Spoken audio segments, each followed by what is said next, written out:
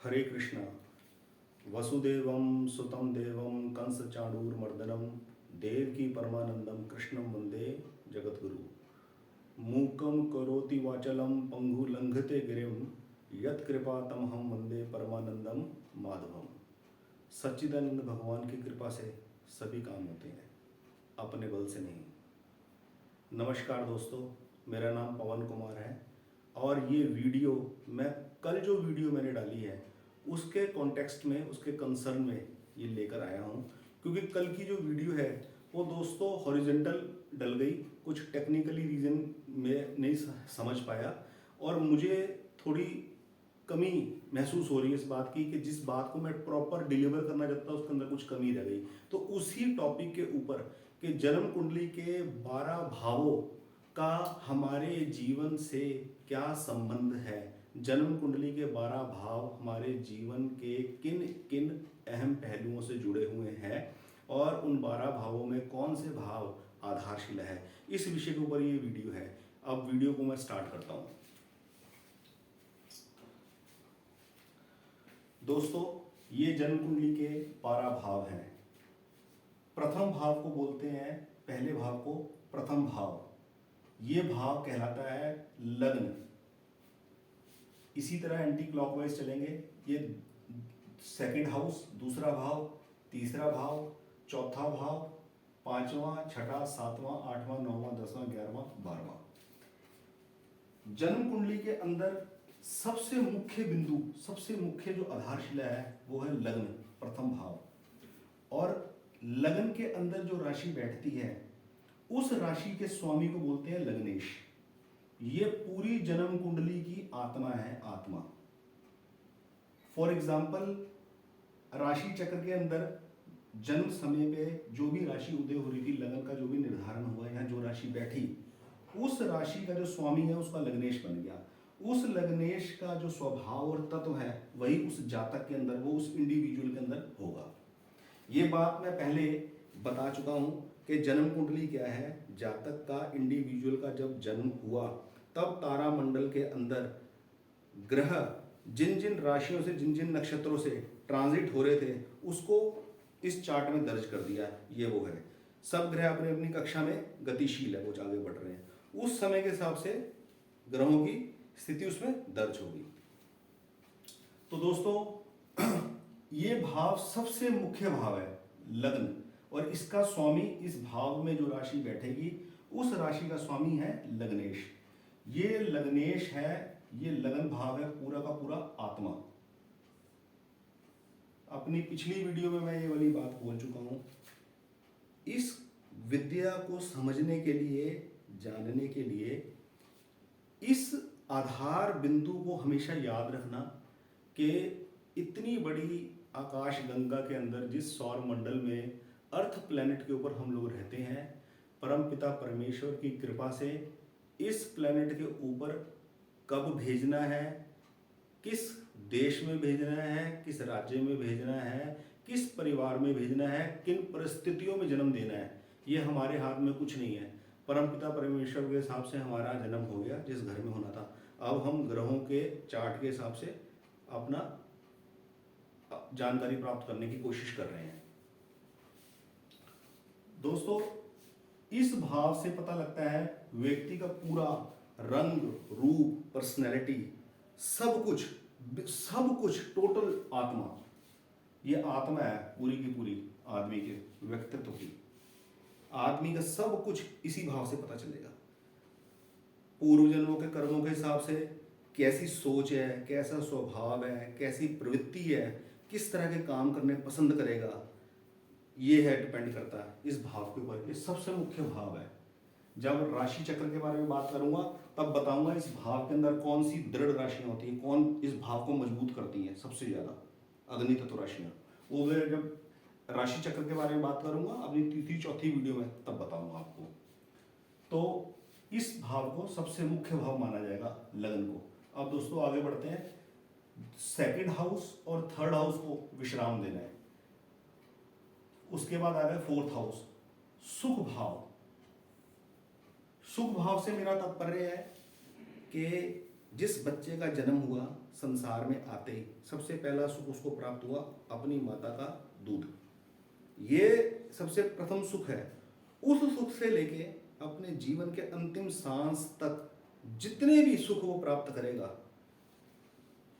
अपने पारिवारिक जीवन में, अपने वैवाहिक जीवन में, सब कुछ हर प्रकार का सुख वो इसी भाव से देखा जाएगा। इसमें सभी प्रकार के सुख आ गए। माता का सुख, फर्स्ट सेकंड बर्थडे के ऊपर जो साइकिल गिफ्ट में मिलती है वो, जवानी होने के ऊपर महंगी कारें, आपने बड़ी प्रॉपर्टी खरीद ली, जमीन जायदाद खरीद लिया, भवन खरीद लिया, वाहन सुख, यात्रा सुख, सब कुछ A to Z हर प्रकार का सुख इस भाव से काउंट होगा।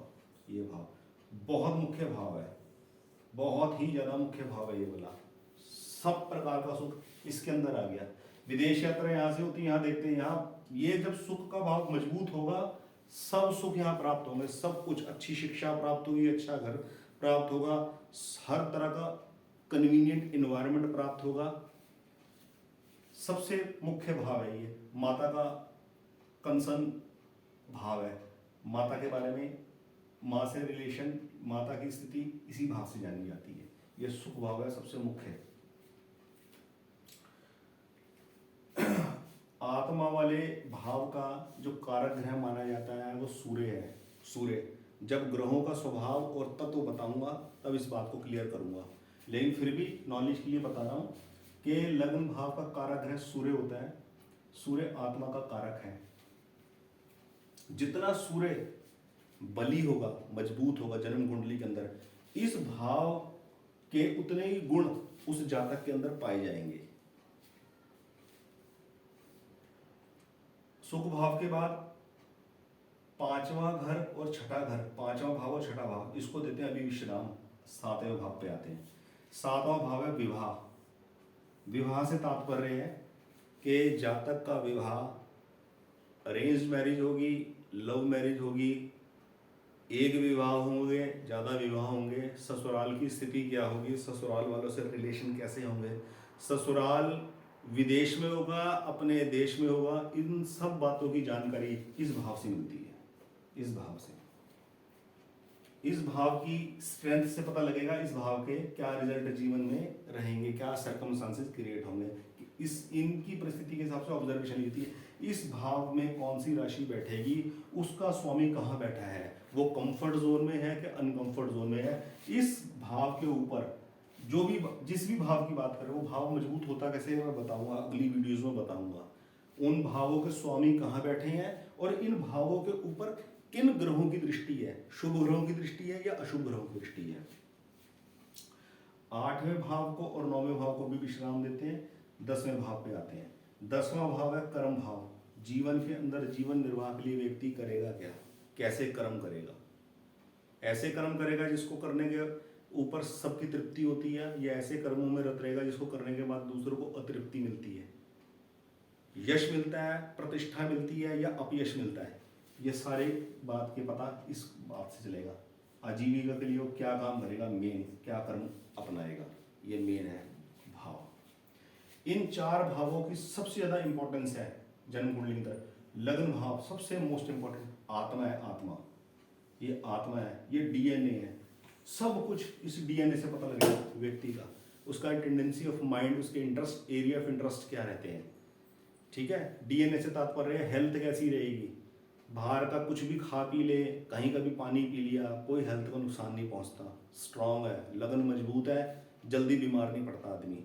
ठीक है, लगन कमजोर है, हेल्थ पे असर रहता है और किसी भी मुसीबत की घड़ी के अंदर विचलित हो जाता है। ये लगन की दृढ़ता के ऊपर ऑब्जर्व किया जाता है। लगन भाव, ये भाव इस भाव से भी ज्यादा मजबूत है, इंपॉर्टेंट है। सुख भाव तीसरा, ये इससे भी ज्यादा इंपॉर्टेंट है, ये वाला भाव, और ये इन तीनों से ज्यादा इंपॉर्टेंट है। ये इंपॉर्टेंट सारे ही है, लेकिन इसका बल इससे ज्यादा, इसका बल इससे ज्यादा, इसका बल इससे ज्यादा माना जाता है। और इनको दोस्तों कहा जाता है केंद्र। ये है केंद्र स्थान। इनके स्वामियों को बोलते हैं केंद्रेश। इसमें जो राशि बैठेगी उसका स्वामी, इसमें जो राशि बैठेगी उसका स्वामी, इसमें जो राशि बैठेगी उसका स्वामी। इसकी राशि का जो स्वामी होगा उसको कहते हैं केंद्रेश। इसके स्वामी को, इस केंद्रेश को लग्नेश बोलते हैं। इस बात को आपने पक्का कर लेना है कि सबसे मेन हाउस है ये वाला लग्न, लग्न का स्वामी लग्नेश। यहाँ बैठी मान लीजिए मेष राशि, 1 नंबर राशि, तो लग्नेश हुआ मंगल, तो कहेंगे ये मंगल प्रधान व्यक्ति है, अग्नि तत्व राशि है, अग्नि तत्व ग्रह है, ये आदमी मंगल प्रधान है। सुनते ही पता लग जाएगा इसका नेचर कैसा होगा।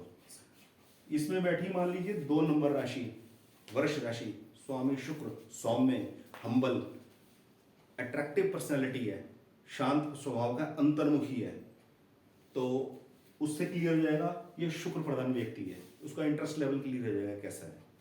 ये चीज़ है मेन लगन की और लग्नेश की।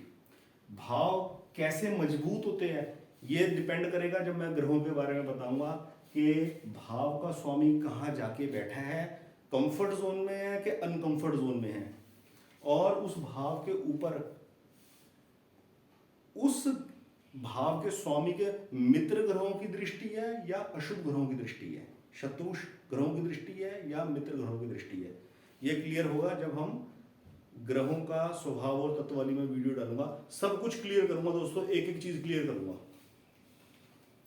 अब आते हैं केंद्र के बाद दूसरे कैटेगरी के भावों के ऊपर। दूसरी कैटेगरी का भाव है पंचम भाव। ये भाव है शिक्षा का, विद्या का, बुद्धि का। इस भाव का भी कारक ग्रह है गुरु। जन्म कुंडली में गुरु बली होंगे, देवताओं के गुरु हैं बृहस्पति ज्योतिष शास्त्र में। गुरु जन्म कुंडली के अंदर कहीं पे भी बैठ के अगर बली होंगे, वो बली कैसे होते हैं वो अलग चैप्टर बनेगा, अलग वीडियो बनेगी, तब क्लियर करूंगा। तो ये भाव अपना फल देगा पॉजिटिव। इस भाव के सभी फल फलीभूत होंगे जीवन के अंदर। अच्छी शिक्षा प्राप्त होगी, विद्या प्राप्त होगी, बुद्धि तेज होगी। शिक्षा प्राप्त ना भी होगी तो बुद्धि इतनी तेज होगी कि जीवन के अंदर हर चीज की प्राप्ति करेगा आदमी। इस भाव को बोलते हैं त्रिकोण। पंचम भाव है त्रिकोण भाव, और इससे भी ज्यादा पावरफुल त्रिकोण है नवम भाव। इससे पता लगता है भाग्य, पिता, पिता के साथ जातक की रिलेशनशिप, धर्म, आदमी की धर्म के प्रति क्या झुकाव होगा, क्या उसकी इंटरेस्ट लेवल होगा। और दोस्तों गुरु, किस प्रकार के गुरु आचार्य जिनको कहा जाए आध्यात्मिक गुरु, किस तरीके के धार्मिक इन्वायरमेंट से आदमी जुड़ेगा और जीवन में किस प्रकार का किस तरीके का लाभ उठाएगा उस रास्ते पे चल के। तीर्थ यात्राएं इसी भाव से देखी जाती हैं। ये बहुत इंपॉर्टेंट पॉइंट है। अगर लग्नेश इस भाव में बैठ जाए तो लग्नेश अगर इस भाव में बैठ जाए तो भाग्य चमक जाता है, भाग्य चमक जाएगा और लगन सबसे ज्यादा बली जाएगा उस केस में। वो मैं समझाऊंगा अपनी अगली वीडियोस में। तो मुझे लगता है मैं अपनी बात को डिलीवर कर पाया हूं इस वीडियो में। मेन ऑब्जेक्टिव है दोस्तों इस बात की इंपॉर्टेंस मैं आपको समझा दूं कि इन भावों का जीवन में क्या महत्व है। मैंने अपने ज्योतिष के एक्सपीरियंस के दरमियान ये पाया कि हम बहुत ज़्यादा एक्स्ट्रा डिस्कशंस करते हैं और हमें छोर कोई पकड़ में आता नहीं है। प्रेडिक्शन करनी, ऑब्जर्वेशन करनी हम सीख नहीं पाते। इस वजह से मैंने अपने रिसर्च बेस पे मैंने जो सीखा उसके बेस पे मैं उसका फिल्ट्रेशन आपके सामने पेश कर रहा हूँ। जब ये भाव मजबूत होगा, लगन भाव जब मजबूत होगा, इसका अर्थ है सूर्य देव की कृपा है जीवन के ऊपर। सूर्य देव बली है, ये भाव तब ताकतवर बनेगा। ठीक है, आत्मा तब मजबूत होगी जब सूर्य भगवान की कृपा होगी। ठीक है, इस भाव के कारक ग्रह है वो। इस भाव के कारक ग्रह है चंद्र। जब चंद्र देव की, चंद्र भगवान की कृपा होगी तो ये भाव एक्टिव होगा, ये अच्छे रिजल्ट देगा। ये दोनों त्रिकोण पे आधिपत्य गुरु का है, बृहस्पति का है। जब उनकी कृपा होगी जीवन में विवेक होगा। इन दोनों भावों के रिजल्ट बहुत अच्छे आएंगे जिंदगी के अंदर। इस भाव के अंदर आधिपत्य रहता है शुक्र का और गुरु का। ये बात नहीं मैं बोल रहा कि इस क्षेत्र के अंदर अगर गुरु या शुक्र बैठ जाए तो रिजल्ट अच्छे देंगे। ये एरिया के रिजल्ट देने के लिए गुरु और शुक्र जिम्मेदार है। अगर स्त्री की जन्म कुंडली होगी तो इसके अंदर गुरु कारक ग्रह होंगे विवाह के लिए। अगर ये पुरुष की कुंडली होगी तो पुरुष की कुंडली के अंदर शुक्र कारक ग्रह होंगे, यानी कि शुक्र अगर पूरी कुंडली के अंदर कहीं पे भी बली होंगे तो ये भाव बहुत अच्छे रिजल्ट देगा। स्त्री की जन्म कुंडली में अगर गुरु की स्थिति मजबूत होगी जन्म कुंडली के अंदर तो यह भाव बहुत अच्छा देगा, वैवाहिक जीवन बहुत शांति और सुखदायक बीतेगा, ये कहने का मतलब है।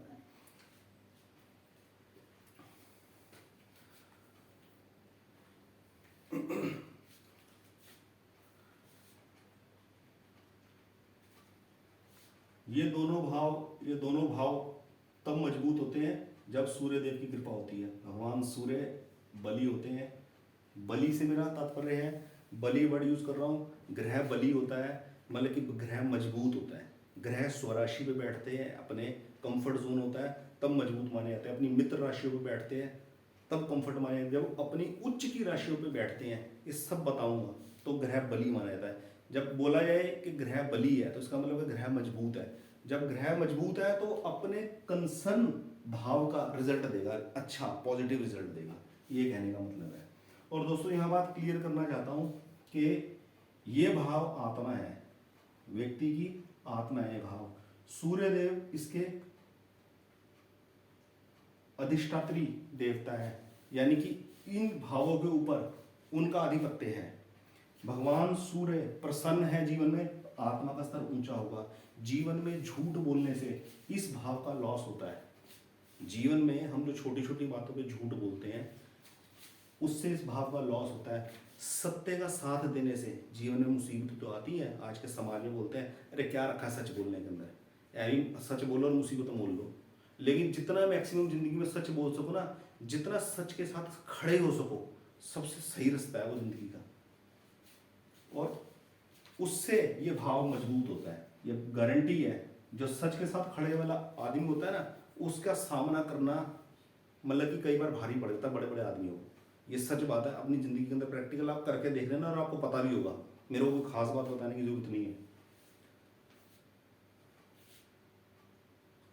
दूसरा, ये भाव मजबूत होता है माता के साथ अच्छे संबंध होने से और पिता के साथ अच्छे संबंध होने से। ये मेरी बात को नोट कर लेना, मैंने तो अपनी जिंदगी के अंदर नोट करी ही है और मेरे को इसका बहुत अच्छा एक्सपीरियंस भी है।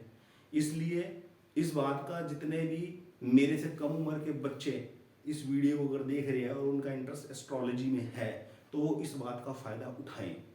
और मैं आपको बताऊंगा अपनी अगली आने वाली वीडियोज़ में, और ज़्यादा नहीं, अगली ही वीडियो लो, मेरी अगली ही वीडियो मेरी बनेगी ग्रहों के ऊपर, ग्रहों का स्वभाव और तत्व। उसके अंदर सबसे पहले सूर्य ग्रह ही लूँगा मैं, है, और बताऊंगा साथ में उनके साथ जुड़ी रेमेडीज़ भी बताऊंगा कि किस प्रकार कौन सी रेमेडीज़ अपनाकर सूर्य भगवान को प्रसन्न किया जा सकता है, बलि किया जा सकता है। ठीक है दोस्तों, मैंने तो अपने ज़िंदगी के तजुर्बे के हिसाब से ये चीज़ें बहुत लेट जानने में मैं समझ पाया इन बातों को। लेकिन जो कम उम्र के बच्चे हैं वो इस बात का फ़ायदा उठा के एस्ट्रोलॉजी को समझकर इसको जीवन में अपनाएं, बजाय इस बात के कि हम ये अंगूठी पहन ले और वो अंगूठी पहन ले, इससे हमारा ये ग्रह पॉजिटिव हो जाएगा, वो ग्रह पॉजिटिव। सब कुछ पॉजिटिव होगा, मैं सब कुछ बताऊंगा, अपनी जीवन का निचोड़ बताऊंगा इस चैनल के ऊपर। दोस्तों, मेरी 50 साल की एज है इस वक्त, और मैंने यूट्यूब चैनल अभी बनाया है इस उम्र के अंदर आके, वो भी तब जब मेरे फ्रेंड सर्कल के अंदर पता नहीं मेरे कितने वेल विशर्स ने मेरे को बोला कि जब आपको इस बारे में पता है तो आप इसके ऊपर कुछ कंसल्टेशन किसी को देते क्यों नहीं हो। और अभी तक की ज़िंदगी में मैंने कभी किसी से 1 रुपया भी नहीं कमाया इस सब्जेक्ट के ऊपर, 1 रुपया भी। मैं ये दावा नहीं करता मैंने किसी को बहुत अच्छी बात बता दी या किसी का बहुत बड़ा फ़ायदा करा दिया, मैंने कुछ भी नहीं करवाया, लेकिन मैंने इस फील्ड से 1 रुपया भी नहीं कमाया। लेकिन अब पता नहीं मेरे अंदर क्या प्रेरणा जागी, मैंने कहा यूट्यूब का एक प्लेटफॉर्म है कि इसके ऊपर और ऐसी वैसी क्या वीडियो डालनी, हंसी मजाक की, एंटरटेन क्या करें, अपने को अपने अंदर वो इतनी स्किल है भी नहीं, अपने को जो आता है वो शेयर करते हैं। हमसे छोटी एज का आदमी, हमारे हम उम्र का आदमी अगर वो काम करके अपने जीवन के अंदर को सुधार पाता है तो हमारी बड़ा हमारा भला हो जाएगा, हमारी तो ये सोच है। तो दोस्तों, अगला वीडियो मैं लेकर आऊँगा बहुत जल्द, 1 या 2 दिन मैक्सिमम 3 दिन के अंदर अगला वीडियो ले आऊँगा और ग्रहों के ऊपर होगा। और पहले तो सोच रहा था पूरे के पूरे सारे अपना सूर्य, चंद्र, मंगल, बुध, गुरु, शुक्र, शनि, राहु, केतु सबके ऊपर इकट्ठा बताऊंगा तो सब बहुत ज़्यादा कॉम्प्लेक्स हो जाएगा। उनकी उच्च की राशियाँ, उनकी मूल त्रिकोण राशियाँ, और उनके मित्र, उनके शत्रु, उनके समग्रह, बहुत लंबा कॉम्प्लेक्स हो जाएगा। मैं एक एक ग्रह का इंडिविजुअल बनाऊंगा और उनकी आपको इंपॉर्टेंस बताऊंगा दोस्तों। तो आपसे रिक्वेस्ट है, मेरी वीडियो आप देखते रहिए और मुझे कमेंट्स में बताते रहिए कि मैं कहाँ इम्प्रूव करूँ। ठीक है दोस्तों, हरे कृष्णा, धन्यवाद।